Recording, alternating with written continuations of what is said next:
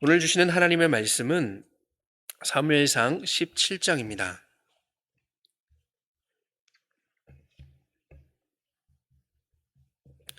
사무엘상 17장 33절부터 37절에 있는 말씀입니다.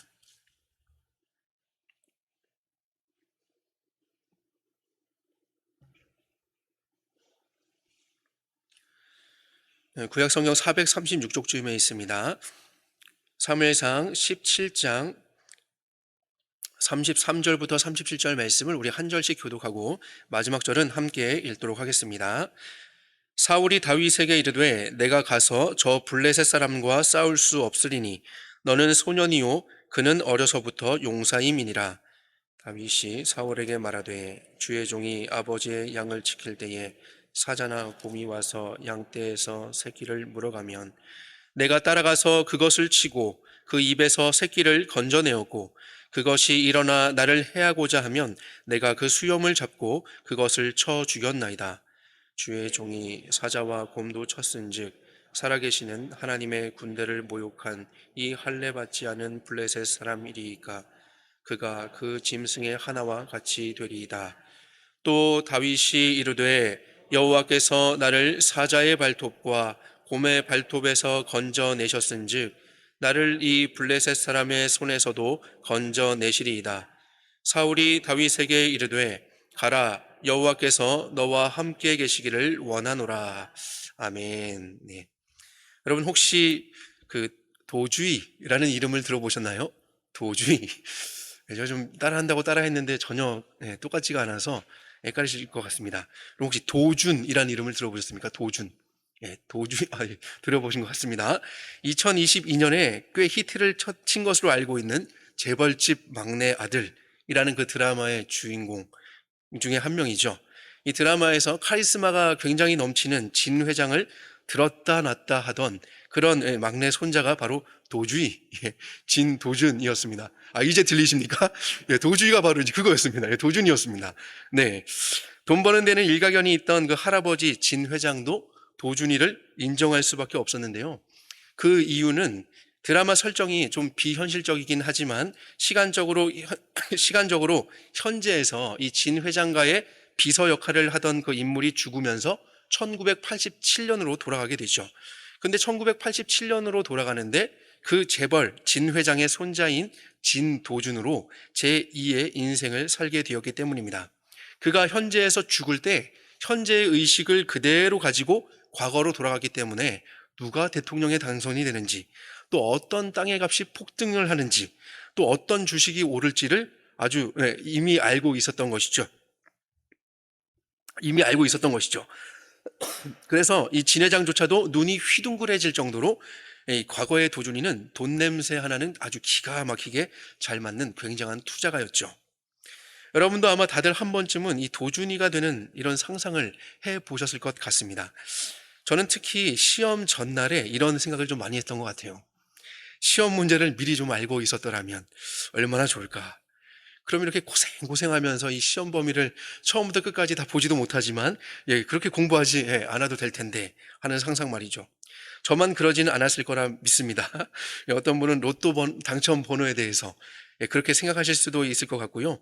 또 어떤 분은 앞서 말씀드렸던 것처럼 이 드라마에서처럼 어느 땅의 값이 좀 오를지, 또 어떤 주식이 좀 대박이 날지를 알고 싶은 분도 계시겠죠. 우리가 살아가는 이 세상에서는 이런 것들에 대한 지식, 그리고 이제 선견지명이라고 하는 이런 지식이 있는 사람을 전문가로 인정을 하고요. 돈을 지불하고서라도 그들의 조언을 들으려고 합니다. 그들은 보통 사람들이 알지 못하거나 보지 못하는 것을 보기 때문에 그 분야의 전문가라고 그렇게 불리우는 것이죠. 돈이 목적이 되어버린 이 세상에서는 어떻게 돈을 벌 수 있을지를 잘 예측할 수 있는, 그리고 또 그것을 볼 수 있는 전문가를 선호하고 또 그런 사람이 되기를 꿈꾸지만, 하나님의 영광과 또 하나님의 뜻을 가장 큰 목적으로 삼는 이 하나님의 나라에서는 과연 어떤 사람이 필요할까요? 또 무엇을 볼 수 있는 사람이 필요할까요?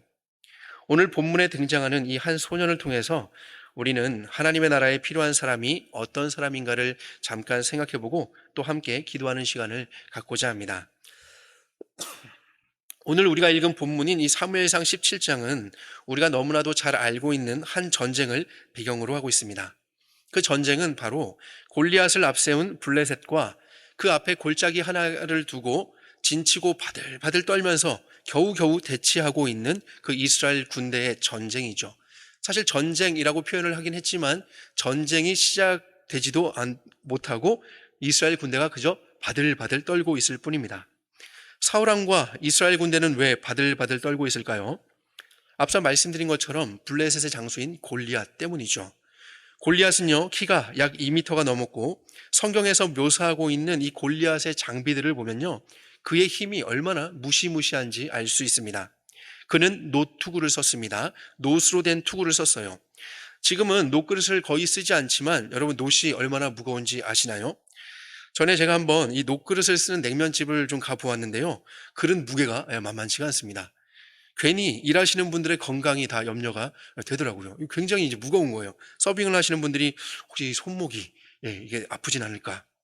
골리앗은 그렇게 무거운 투구를 쓰고 있었습니다. 그리고 또 골리앗은 몸에 비늘 갑옷을 입었는데 그 무게가 놋 5,000세겔이라고 합니다. 5,000세겔이면요 거의 60kg에 가까운 무게입니다. 게다가 다리에는 놋 각반을 쳤고 어깨 사이에는 놋 단창을 메었다고 하니 골리앗은 이 몸 전체를 다 놋으로, 아주 무거운 놋으로 둘러싸고 있는 아주 무시무시한 괴력을 가진 그런 사나이였습니다. 그런데 겉으로 드러나는 그의 괴력은 여기에서 그치지 않습니다. 긴 나무로 된 이 창자루에 또 창날은 무려 철 600세겔, 즉 7kg 정도 되는 길고 무거운 창도 들고 있었죠. 여러분, 5kg 정도 되는 아령을 들고도 좀 이제 몇 번 이렇게 휘둘러 보면 아이고 팔이야 하면서 이렇게 내려놓게 되는데, 날 무게만 7kg 정도 되는 그 긴 창을 휘두르면서 싸운다? 굉장한 힘을 갖고 있다고 우리는 알 수 있죠. 그리고 여기에서 묘사되지는 않았지만 그는 허리에 칼도 차고 있었을 것입니다.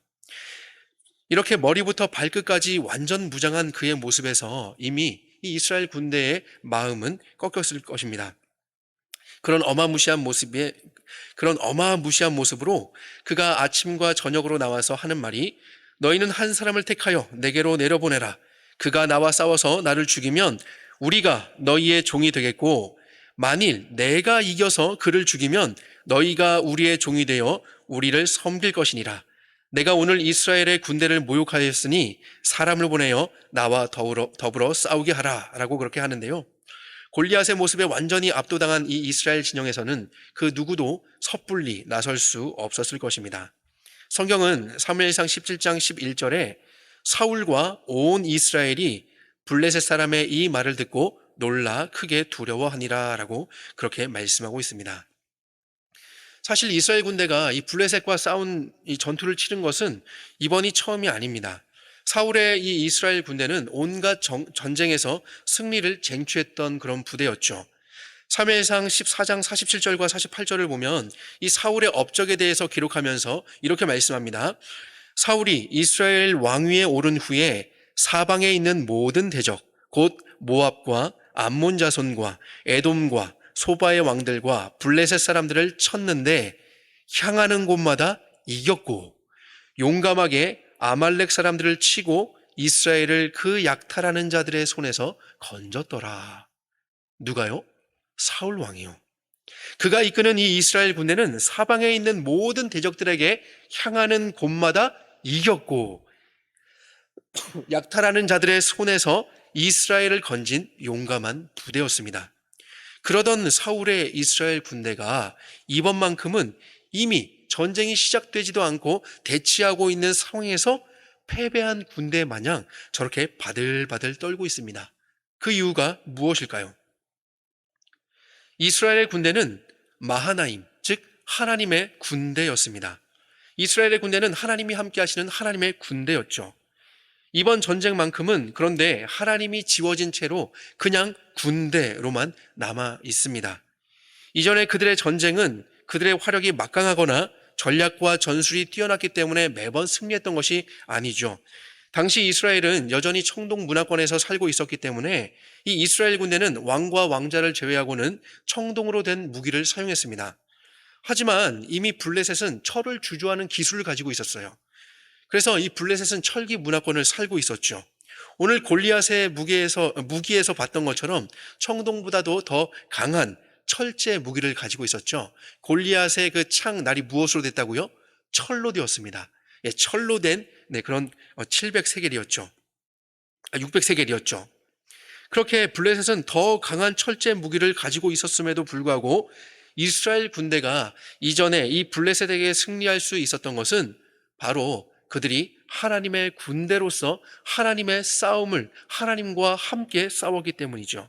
하나님께서 그들과 함께 계셨기 때문입니다. 사무엘상 14장에서 보면 요나단이 블레셋을 습격했을 때 자기의 무기를 든 자에게 이렇게 이야기를 합니다. 나를 따라 올라오라. 여호와께서 그들을 이스라엘의 손에 넘기셨느니라. 나를 따라 올라오라 라고 얘기하면서 여호와께서 그들을 이스라엘의 손에 넘기셨느니라. 야, 내가 번뜩이는 어떤 아이디어가 떠올랐어. 내가 어떻게 블레셋을 쳐야 될지 알게 되었어. 그러니까 날 따라와봐 라고 이야기를 하는 것이 아니라 여호와께서 그들을 이스라엘의 손에 넘기셨기 때문에 나를 따라 올라가자 라고 그렇게 이야기를 하죠. 그리고 그 둘이 블레셋 진영을 휘젓고 다니며 20명가량을 죽였을 때 하나님은 블레셋 군대에게 공포를 더하셨고 게다가 땅을 흔들리게 하셨습니다. 지진이 일어나게 되는 것이죠. 그렇게 블레셋은 이리저리 흩어지며 우왕좌왕하게 되었고 서로를 죽이는 지경에 이르게 된 것이죠. 사무엘서 기자는요, 그 싸움을 이렇게 한 문장으로 요약을 합니다. 여호와께서 그날에 이스라엘을 구원하심으로 전쟁이 베다웬을 지나니라. 여호와께서 그날에 이스라엘을 구원하심으로 전쟁이 지나갔다. 누가 이스라엘을 승리케 하셨습니까? 하나님이 승리케 하셨죠. 요나단과 그의 무기든 자도 아니고요. 뒤늦게 합류한 사울 왕과 또 그 이스라엘 군대가 아닙니다. 하나님이 그들을 승리케 하심으로 그들이 승리했다고 사무엘서 저자는 분명히 기록하고 있습니다. 그들의 전쟁은 하나님의 이름으로 싸우는 하나님의 군대의 전쟁이었기 때문에 늘 하나님이 함께 하셨고 하나님이 그들과 함께 싸우셨습니다. 하지만 이번에는 골리앗의 덩치에 눈이 완전히 가려져서 그들에게 하나님이 보이지 않게 된 것이죠. 그리고 진두지휘해야 할 이 사울 왕조차도 여호와의 영이 떠났기 때문에 하나님을 찾을 수도 없었던 것입니다. 그렇게 40일 동안 골리앗은 아침 저녁으로 이스라엘 군대를 조롱하였고 사울과 이스라엘 군대는 벌벌 떨고만 있을 뿐이었습니다. 그러던 그때 이스라엘의 진영에 누가 찾아왔습니까? 아버지의 심부름으로 형들의 그 안부를 살피러 온 소년 다윗이 찾아옵니다. 제가 심부름이라고 표현을 했지만 성경은 명령이라고 그렇게 표현을 하고 있는데요. 저는 이 이새가 다윗에게 전장으로 심부름을 시킨 것도 이해가 되지 않지만 어쨌든 다윗은 아버지의 명령을 수행하기 위해서 아침에 일찍 일어나 양들을 맡기고 이스라엘 진영에 도착하였습니다. 그때 도착했을 그때에 하루에 아침 저녁으로 울리던 그 소리를 다윗이 듣게 되죠. 골리앗을 보고 그가 외치는 소리를 듣고는 모두가 놀라 두려워하며 도망할 때에 다윗의 마음에는 그 골리앗의 이야기를 듣고 거룩한 분노가 일어나기 시작합니다. 그래서 다윗은 곁에 있는 사람들에게 말을 하죠. 17장 26절 중간쯤을 보면요, 이 블레셋 사람을 죽여 이스라엘의 치욕을 제거하는 사람에게는 어떤 대우를 하겠느냐라고 이야기를 합니다. 다윗은 골리앗을 두려움의 대상이 아니라 이스라엘의 치욕으로 여깁니다. 그리고 제거해야 할 대상으로 여기고 있죠. 그 이유는 그의 다음 말에서 알 수 있는데요. 26절을 계속 보면요, 이 할례받지 않는 블레셋 사람이 누구이기에 살아계시는 하나님의 군대를 모욕하겠는가? 여러분, 뭐가 보이십니까? 혹시 무엇을 좀 들으셨나요? 이 할례받지 않는 블레셋 사람이 누구이기에 살아계시는 하나님의 군대를 모욕하겠느냐? 무엇이 들리셨어요? 지금 이 블레셋과 이스라엘의 전투를 다루는 이 17장에서 처음으로 공식적으로 하나님의 이름을 부른 사람이 바로 이 다윗입니다. 이 17장에서 처음으로 하나님이라는 이름이 들리기 시작했어요. 누굴 통해서요? 다윗을 통해서요. 전투를 시작하기도 전에 서로 대치를 하고 있는 상황에서부터 패배감에 젖어 있는 이 군대에게 그들이 하나님의 군대임을 일깨우는 사람이 바로 이 다윗이었다는 것이죠. 저는 이 아버지 이새가 전쟁에 소집되지 않은 남아있는 그 어린 아들 중에서 가장 큰 넷째가 아니라, 지금 첫째와 둘째와 셋째는 지금 전쟁에 소집이 되어서 갔거든요. 그러면 이제 20살이 넘은 거예요. 전쟁에 소집돼서 이제 갔습니다. 그러면 이제 가장 큰 아들은 넷째가 되겠죠. 근데 그 넷째도 있는데 어떻게 이 막내인 다윗에게 명령을 해서 전장에 심부름을 보낼 수 있을까 싶었지만 하나님은 이미 다 계획이 있으셨던 것이죠. 이새가 이 막내 다윗을 어떻게 생각하고 어떻게 대우하는지의 여부와 상관이 없이 하나님은 그 전장에 다윗을 꼭 보내셔야 했던 것입니다. 왜죠? 살아계신 하나님을 선포하기 위해서요죠. 하나님의 영이 떠난 사울을 대신해서 하나님의 싸움을 할 수 있는 그 사람을 보낸 것입니다. 제가 이새의 입장에서 보냈다라고 그렇게 표현을 했지만 실제적으로는 모두가 진영에서 하나님을 보지 못할 때 하나님을 볼 수 있는 그 하나님의 사람을 하나님께서는 그 전쟁의 진영으로 부르신 것이죠. 다윗의 이 말을 들은 어떤 사람이 사울에게 이 사실을 이야기합니다. 그러자 사울이 다윗을 부르죠. 당찬 다윗은 사울 왕을 만나자 그로 말미암아, 그는 바로 이 골리앗이죠. 그로 말미암아 사람이 낙담하지 말 것이라 주의 종이 가서 저 블레셋 사람과 싸우리이다 라고 하면서 오히려 사울 왕을 격려합니다. 사람들의 눈에는 골리앗이 정말 두렵고 낙심의 대상으로 보였지만 다윗의 눈에는 골리앗이 어떤 대상으로 보이고 있습니까? 싸워야 할 대상으로 보이는 것이죠. 제거해야 할 대상으로 보이는 것입니다. 다른 사람들은 다 두렵고 피해야 하는 어떤 그런 존재로 보였으나 다윗에게는 지금 싸워서 제거해야 할 그런 대상으로 보인 것이죠. 그런데 다윗의 이 말, 주의 종이 가서 저 블레셋 사람과 싸우겠습니다 라고 하는 이 말이 사울 왕에게 썩 위로가 되거나 격려나 도전이 되지는 않은 것 같습니다. 사울 왕은 다윗에게 이렇게 이야기하죠. 네가 가서 저 블레셋 사람과 싸울 수 없다. 왜냐하면 너는 소년이기 때문이지. 그러나 저 골리앗은 어려서부터 용사였어 라고 그렇게 이야기를 하죠. 사울은 여전히 이 다윗의 여린 모습 그리고 어린 모습만 보일 뿐이었습니다. 상식적으로는 그렇죠. 복싱 경기를 하는데 저 홈코너에서는 헤비급 저기 대학생을 내보내는데 그에 맞서는 청코너에서는 어떻게 7살 유치원생을 내보낼 수 있을까요? 그렇게 보낼 수는 없겠죠. 어떻게 체격도 그렇고 실력도 대등한 그런 사람을 내보내야 할 것, 그것이 바로 상식이죠. 그러면 그 전투에 골리앗이 나오는 전투에 맞서서 나가서 싸워야 될 사람은 누구일까요? 일반 백성들보다는 머리 하나가 더 컸던 사울이겠죠. 왕인 사울이 나가서 싸우는 것이 맞을 것입니다. 그런데 이 이야기를 들은 다윗의 이야기가 상당히 놀랍습니다. 너는 소년이요 그는 어려서부터 용사다. 그렇기 때문에 너는 저 사람과 싸울 수 없어 라는 이 이야기를 들은 이 다윗은 오늘 읽었던 34절과 35절을 보면 사울 왕에게 이렇게 이야기를 하죠.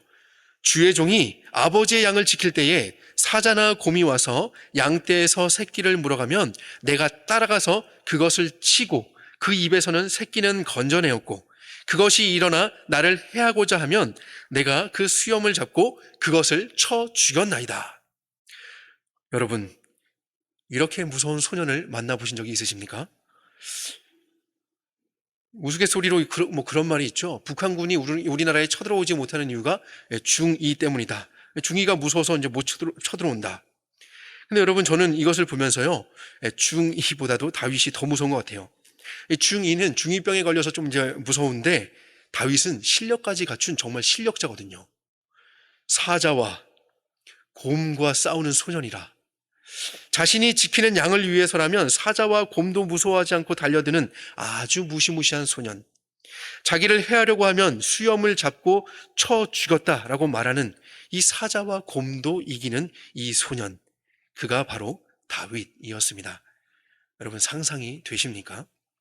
그런데 그의 말은 여기에서 그치지 않습니다. 왜냐하면 다윗은 자신이 용사가 아니라 소년이라고 해서 발끈하는 그런 소년이 아니었기 때문입니다. 그는 계속 이야기하죠.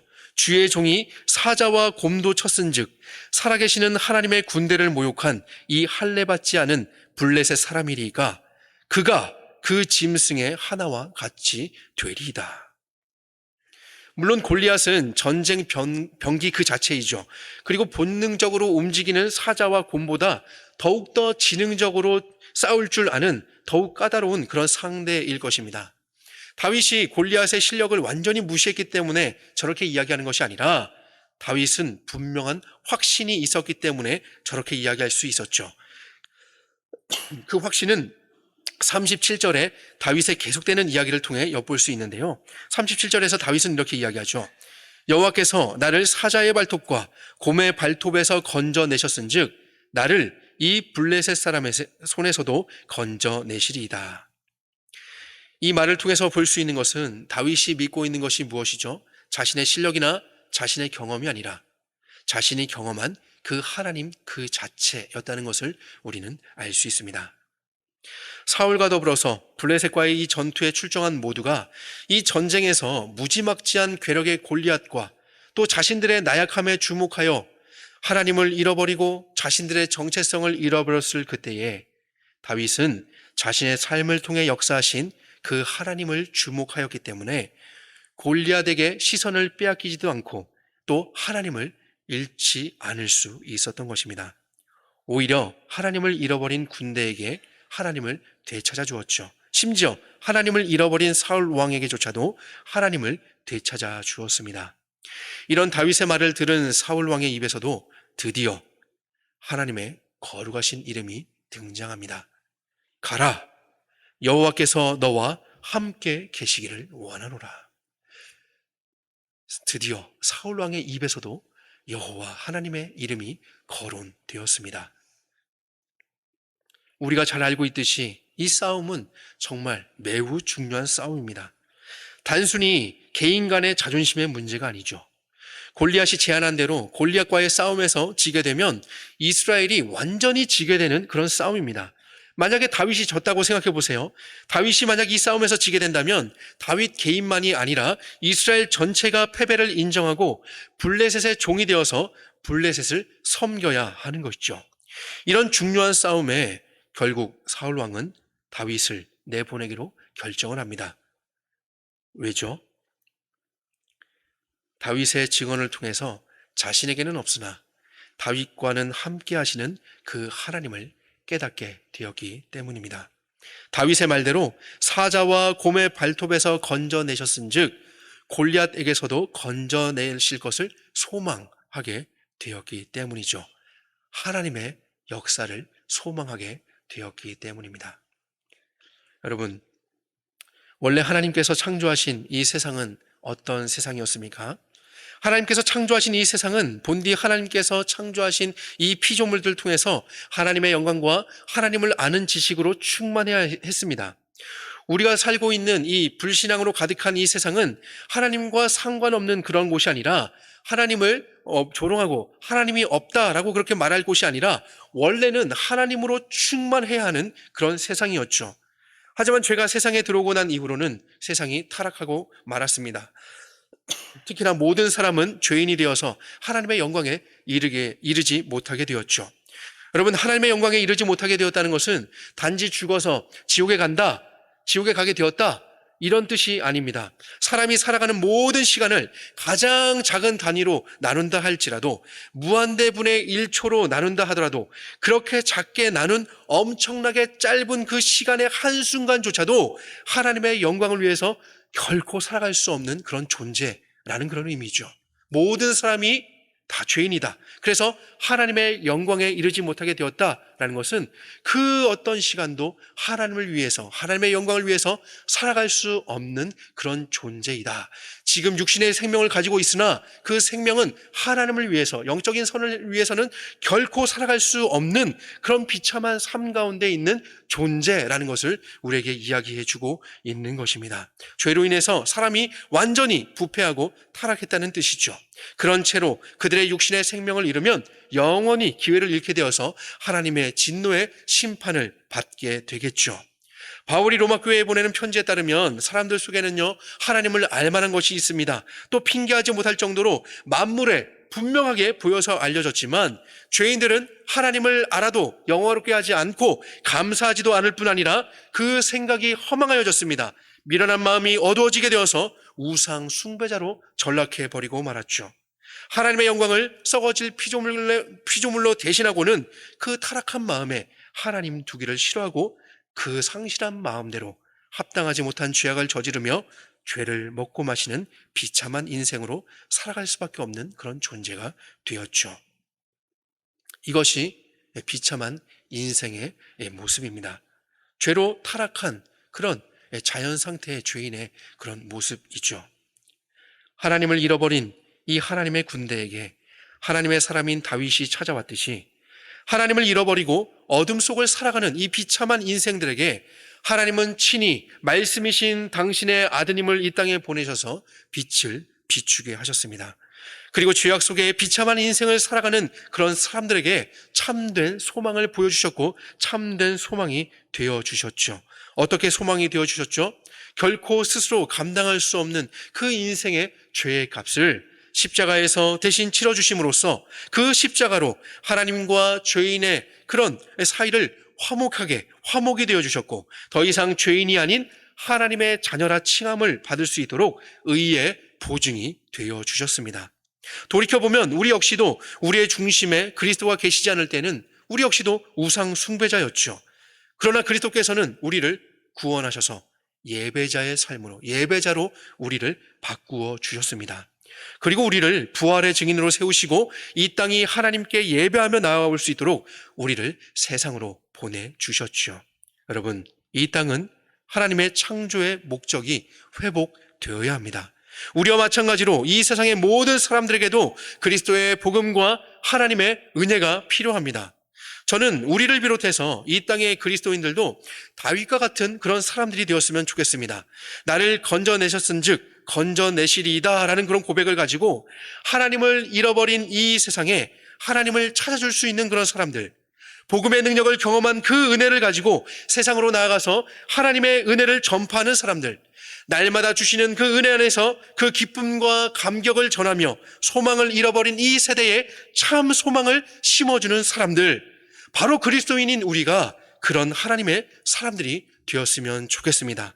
당신의 뜻대로 그의 나라를 이루어 가시는 그 하나님과 또 그 하나님의 나라에 필요한 일꾼은 바로 이렇게 은혜의 증거들을 가지고 하나님의 하나님 되심을 증거하는 사람들이기 때문입니다. 우리가 바로 하나님을 잃어버린 이 세상 가운데 어둠 가운데 살고 있는 눈이 멀어버린 저 사람들에게, 하나님을 잃어버린 저 백성들에게 빛을 비출 수 있는 하나님의 사람들이 되었으면 좋겠습니다. 우리 시간에 말씀을 생각하면서 함께 찬양하고 기도하는 시간 갖도록 하겠습니다.